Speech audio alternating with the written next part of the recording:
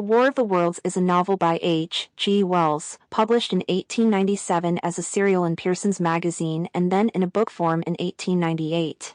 It is a work of science fiction, dystopian, and invasion literature written in the style of a factual account of events in a first-person perspective by an unnamed narrator about Martians' invasion of Earth. The Martians devastated the human civilization of Great Britain in mere days but were eliminated by terrestrial bacteria before they could conquer the entire Earth.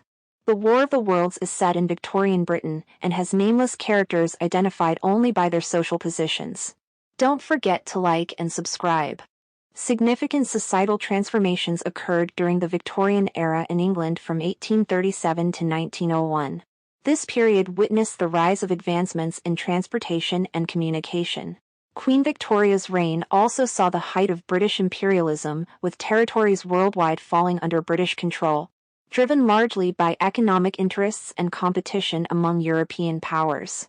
The Franco-Prussian War of 1870-71 heightened fears of potential invasion in Great Britain, a concern echoed in the novel through the portrayal of Martian invaders. H. G. Wells, influenced by his studies under biologist Thomas Henry Huxley, reflects the scientific discourse of his time, notably Darwin's On the Origin of Species, which was published in 1859.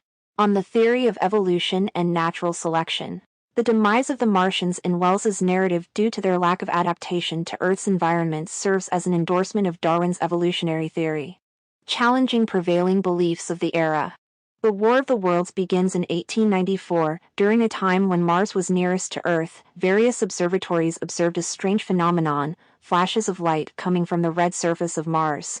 The narrator, witnessing this through a telescope belonging to his astronomer friend, Ogilvy, shared in the excitement. Despite their curiosity, Ogilvy downplayed the possibility of life on Mars. Local newspapers were slow to report on the event, and when they did, they downplayed its significance.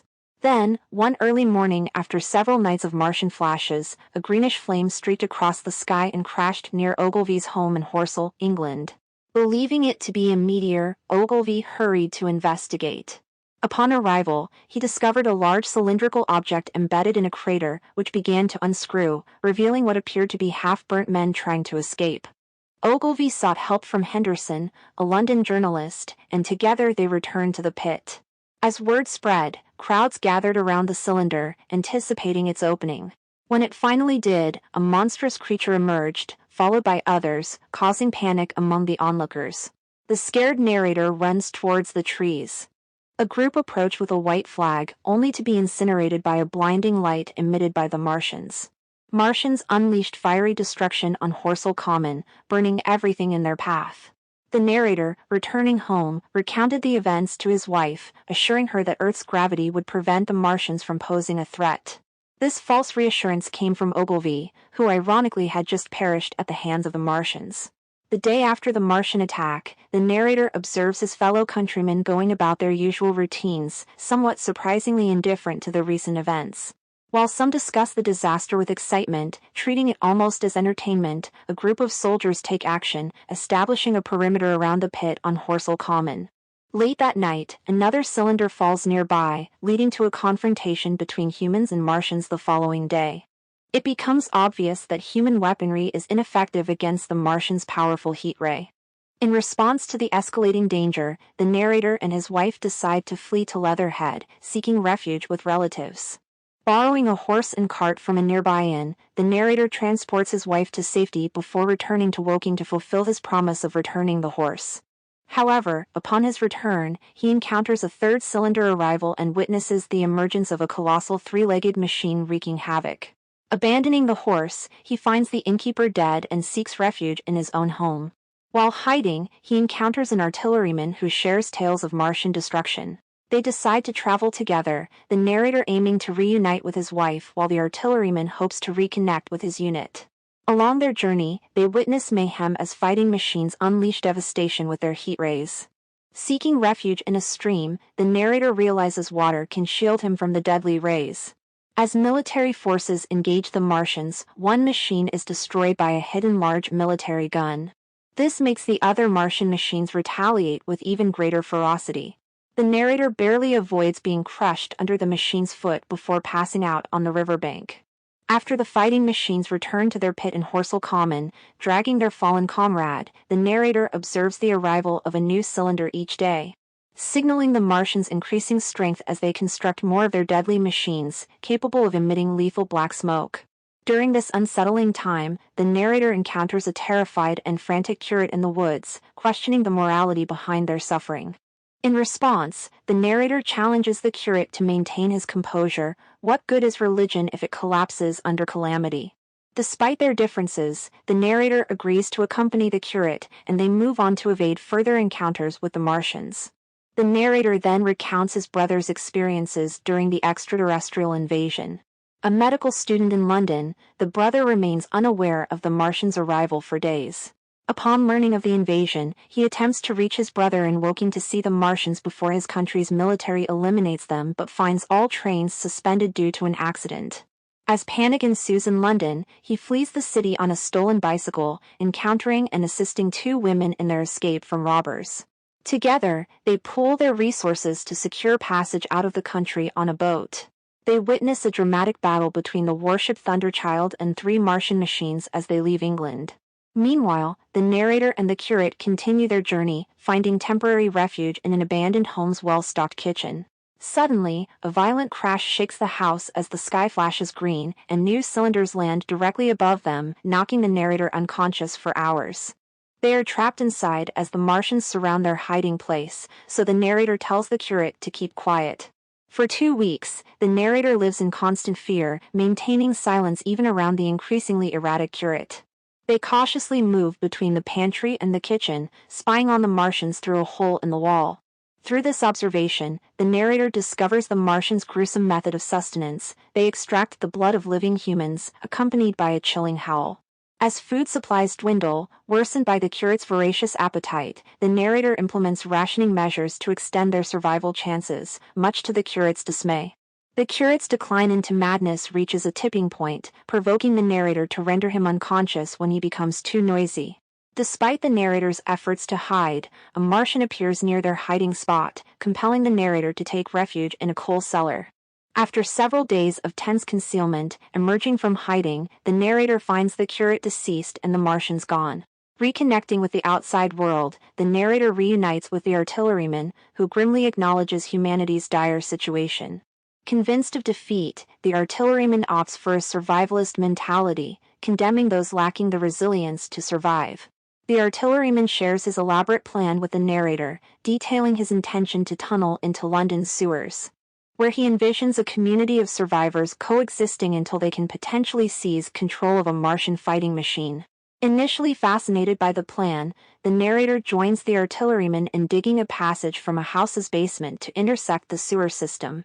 However, as time passes, the narrator grows skeptical of the plan's feasibility and departs the following morning, heading toward London. Upon arrival, he finds the once bustling city eerily deserted, now dominated by towering Martian machines. Despite his initial apprehension, he discovers that the machines remain motionless as he approaches. Climbing a hill, he encounters a massive Martian dwelling, observing signs of decay and red weed, indicating the Martians succumbed to a bacterial infection. The resources on Mars had dwindled, which to the Martians invading the Earth for survival. The narrator had a nervous breakdown but was nursed back to health by a kind family, and later he was reunited with his wife, whom he had presumed dead. In the aftermath, humanity rebuilds, but the narrator cautions against complacency, emphasizing the need for preparedness in case of future invasions.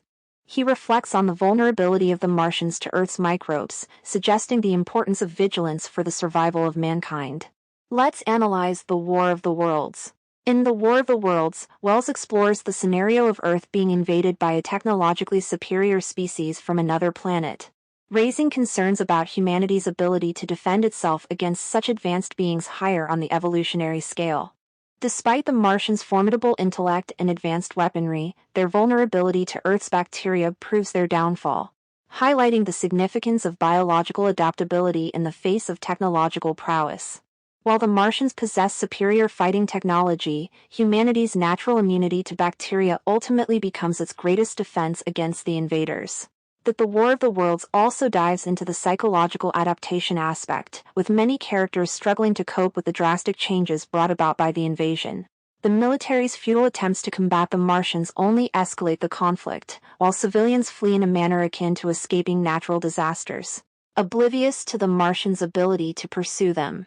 On the other hand, the artilleryman adapts his survival strategy, recognizing the futility of direct confrontation and opting for underground living like a rat in the underground sewer system to evade the Martians. He critiques the complacency of Victorian England, contrasting it with his own determination to adapt and survive. The invasion prompts humanity to re-evaluate its place in the universe, as states the intellectual leaps mankind has made due to the extraterrestrial invasion. It may be that in the larger design of the universe this invasion from Mars is not without its ultimate benefit for men. It has robbed us of that serene confidence in the future which is the most fruitful source of decadence. The gifts to human science it has brought are enormous, and it has done much to promote the conception of the commonweal of mankind. The War of the Worlds plunges into the discomfort and fear of the unknown apparent with the extraterrestrial encounters. Through vivid depictions of alien beings and their enigmatic machines, the novel taps into societal anxieties surrounding the mysterious other. The Martians epitomize this sense of otherness, embodying traits that elicit fear and unease among the populace, reflecting the prevalent xenophobia of late 19th century England. The stark contrast between the ordinary routines of daily life and the sudden intrusion of the Martian cylinder crash landing in Horsell highlights the disruption caused by the extraterrestrial presence. Even familiar landmarks in London take on an eerie quality when juxtaposed with the towering corpses of the Martians and the strands of the red weed. As the narrator struggles with his overwhelming fear, he struggles to reconcile his once familiar surroundings with the new reality shaped by the Martian invasion. It was all so real and so familiar. And that behind me. It was frantic, fantastic. The fear I felt was no rational fear, but a panic terror not only of the Martians, but of the dusk and stillness all about me. While some react with futile aggression, the narrator tries to understand and adapt to the altered landscape, acknowledging the psychological impact of the Martians' presence. At times I suffer from the strangest sense of detachment from myself and the world about me. I seem to watch it all from the outside, from somewhere inconceivably remote, out of time, out of space, out of the stress and tragedy of it all. On the other hand, the curate's devout religious beliefs leave him ill-equipped to comprehend the extraterrestrial threat, leading to feelings of despair and disillusionment. His struggle to reconcile his faith with inexplicable events highlights the limitations of religious dogma in the face of existential crisis. What good is religion if it collapses under calamity? Wells subtly critiques the human tendency to cling to familiar ideologies in times of uncertainty, highlighting the psychological complexities of confronting the unknown and the threat it poses to established belief systems.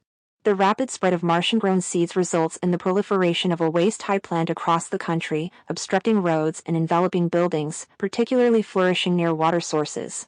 This invasive plant mirrors the progression of the Martian invasion, gradually transforming the landscape and rendering it unrecognizable. Its presence, apparent in locations traversed by the Martians, symbolizes their advance toward London. Similar to the Martians, the plant succumbs to bacterial infection, offering a glimpse of the invaders' vulnerability. Symbolizing their formidable power, the weed highlights the precarious balance of Earth's ecosystem. Its pervasive growth overwhelms the narrator, heightening his disorientation and alienation from his familiar surroundings. Even confining him within a room, the weed's extraterrestrial red color intensifies his isolation. Ultimately, like the Martians, the redweed falls victim to Earth's bacteria, decaying into a rotting mess. The narrator's inadvertent consumption of the weed suggests his immunity to the very microorganisms that destroy it, serving as a symbolic gesture of human resilience amidst alien invasion. Hope you like, share and subscribe for more videos.